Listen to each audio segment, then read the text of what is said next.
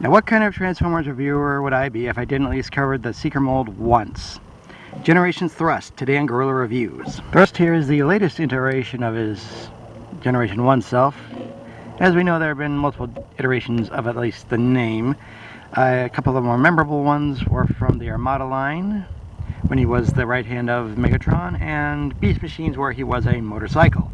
Or the gruff talking motorcycle at that. Now, aside from the requisite blasters, Thrust here also comes with his VTOLs, which are actually removable and can be placed either up here or down here, which makes about as much sense as everything else. They do spin, well, they do at least turn. Spinning them is kind of difficult because they don't like to do that very much. They're a little too inside. And in case you're wondering, yes, this figure does have a rubber label set. It looks a lot like this. In vehicle mode, anyway. Giving him a much more impressive and shiny G1 flare, if that excites you. Now, I realize you've seen this all a million times, but we are going to cover the transformation just because I'd be remiss if I didn't. We will fold these wings up, right there, remove the blasters and the VTOLs, like so. We'll fold the chest out, fold in the landing gear, come up to the con of the jet, bring it out, around, and fold in. Then we will twist around for the head, fold out the arms, fold the chest in, and fold out the hands. Come on. Then we will pull out the legs, pull down the feet. The legs separate naturally when you do this. Then it's a matter of accessorizing. You know, put his blasters right there, and put his VTOLs right there. There we go.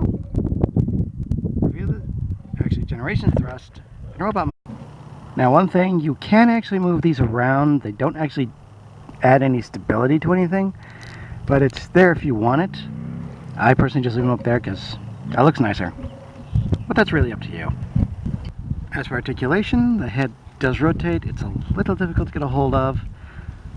On the main Seekers, it's not a real problem because they have that little cone thing actually hanging on the back of their heads. Their arms do go up, but again hampered by the wings. That's, 45-degree rotation on the elbows. Little bit of inward tilt on the hands. No waist swivel. Ball joints on the hips.